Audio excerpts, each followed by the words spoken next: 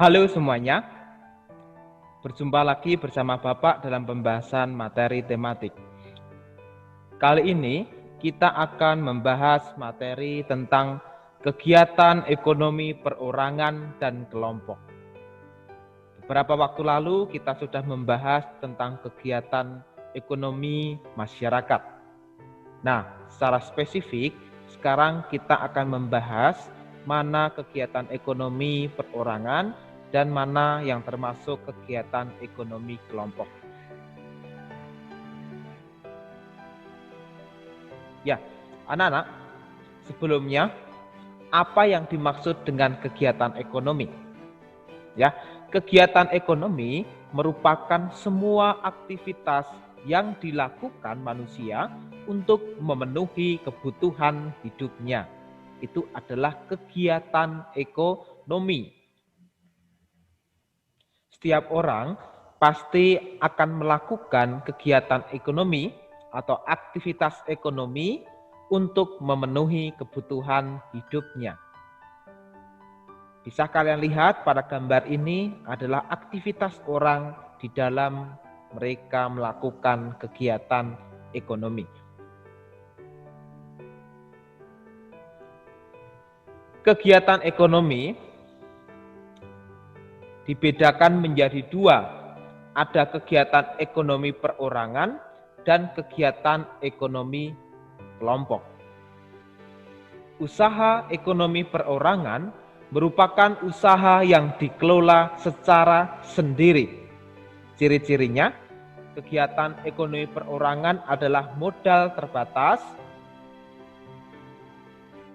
risiko ditanggung sendiri oleh pemilik. Mengapa ditanggung sendiri? Karena ini merupakan usaha pribadi, usaha sendiri. Jadi modalnya dari dia sendiri, resikonya juga ditanggung sendiri.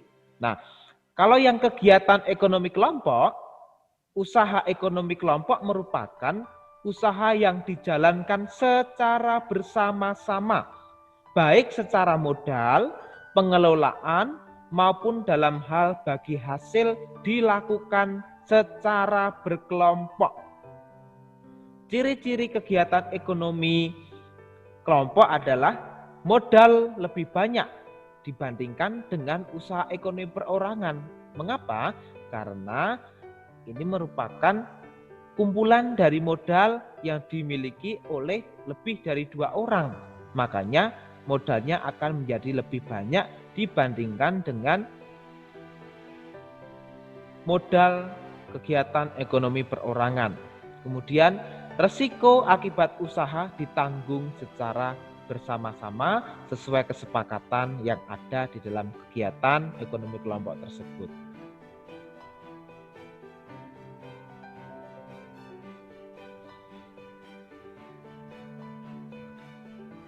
Contoh usaha ekonomi perorangan. Nah, bisa kalian lihat yang pertama adalah pertanian. Kebanyakan pertanian dijalankan oleh masyarakat di Indonesia dengan usaha yang dilakukan secara sendiri, kemudian modal berasal dari sendiri. Negara Indonesia termasuk negara agraris. Sebagian penduduknya bermata pencarian sebagai petani dan kegiatan pertanian tersebut merupakan contoh kegiatan ekonomi perorangan. Kemudian gambar yang kedua adalah kegiatan perdagangan. Ini juga kegiatan yang dilakukan secara perorangan, perdagangan. Masih contoh usaha ekonomi perorangan. Misalnya yang ketiga ini adalah usaha di bidang jasa. Ya, kalau di gambar contohnya adalah jasa potong rambut. Ada jasa-jasa lainnya tentunya ya. Ada kalau yang di bidang jasa ada usaha fotokopi, bengkel, penjualan pulsa, itu merupakan usaha di bidang jasa. Kemudian ada yang keempat adalah kegiatan industri kecil. Ya, industri kecil ini biasanya dilakukan di rumah-rumah penduduk, makanya disebut industri kecil karena merupakan industri rumahan atau kegiatan ekonomi rumahan. Ya, contohnya kalau di gambar ini adalah kegiatan industri mengolah tanah liat menjadi barang-barang tertentu.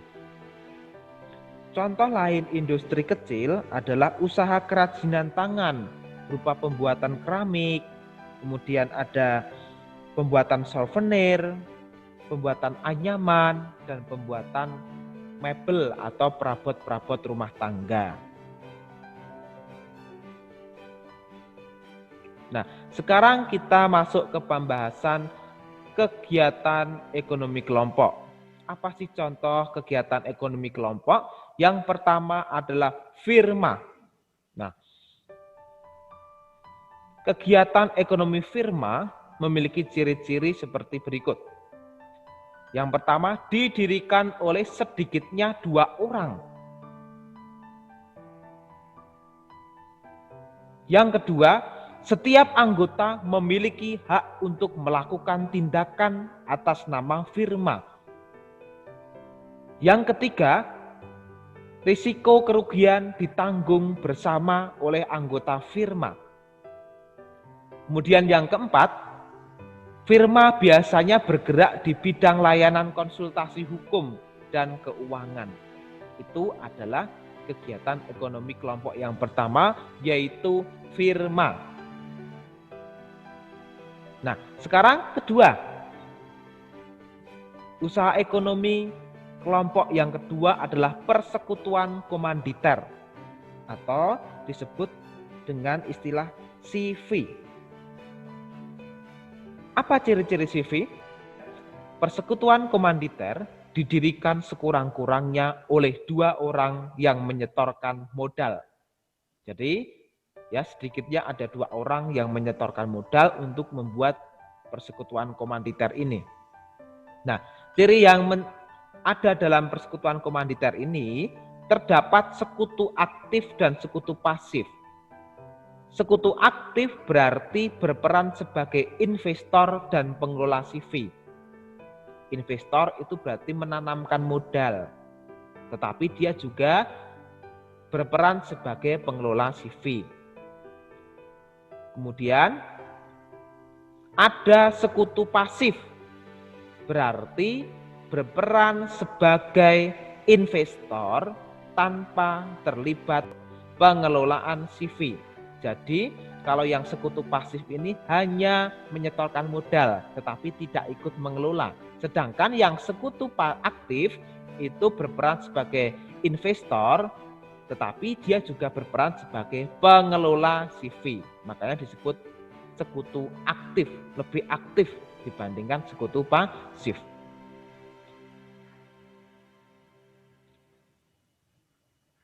Contoh kegiatan ekonomi kelompok yang ketiga adalah perseroan terbatas atau disingkat dengan PT. Apa ciri-ciri PT? PT merupakan usaha bersama yang modalnya berupa kumpulan saham. Saham merupakan surat berharga sebagai tanda keikutsertaan menanamkan modal. Ya, jadi setiap anggota dari persekutuan terbatas ini ya, modalnya berupa saham, yaitu surat berharga sebagai tanda keikutsertaan modal. Yang kedua, pemilik saham akan memperoleh keuntungan berupa dividen. Nah, dividen ini merupakan pembagian saham berdasarkan saham yang dimiliki di perusahaan tersebut. Semakin banyak saham yang ditanam, berarti dividennya akan semakin besar. Artinya, semakin banyak saham yang ditanam di perusahaan tersebut, maka keuntungannya dia akan memperoleh semakin besar. Usaha ekonomi kelompok yang keempat adalah BUMN atau Badan Usaha Milik Negara. BUMN merupakan perusahaan yang sebagian atau seluruh modalnya milik negara. Bentuk BUMN ada dua, yaitu perum atau perusahaan umum. Contoh perusahaan umum ini adalah Perum Peruri. Ini merupakan perusahaan yang melakukan percetakan uang negara. Itu dikelola oleh Perum Peruri. Kemudian ada Persero atau perusahaan perseroan. Contohnya adalah PT KAI, Kereta Api Indonesia. Pasti kalian pernah naik kereta api. Jadi perusahaan yang mengelola Kereta Api Indonesia itu merupakan perusahaan perseroan, di mana itu milik negara, badan usaha milik negara. Kegiatan ekonomi kelompok yang terakhir adalah koperasi. Koperasi merupakan usaha bersama berdasarkan asas kekeluargaan. Nah, anak-anak, tujuan kegiatan ekonomi koperasi ini adalah untuk menyejahterakan anggota dari koperasi tersebut.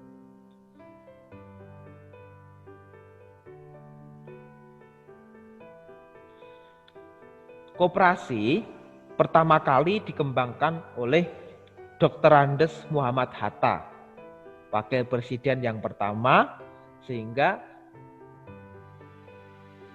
Dr. Andes Muhammad Hatta ini dijuluki sebagai Bapak Koperasi Indonesia.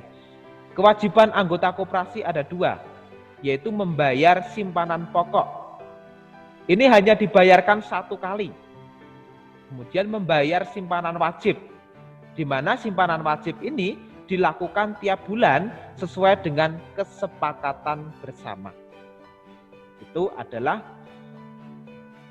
kegiatan ekonomi kelompok, yaitu koperasi. Oke anak-anak, sampai di sini dulu pembahasan Bapak tentang usaha ekonomi perorangan dan usaha ekonomi kelompok. Semoga kalian dapat memahami materi yang Bapak sampaikan pada hari ini. Tetap semangat!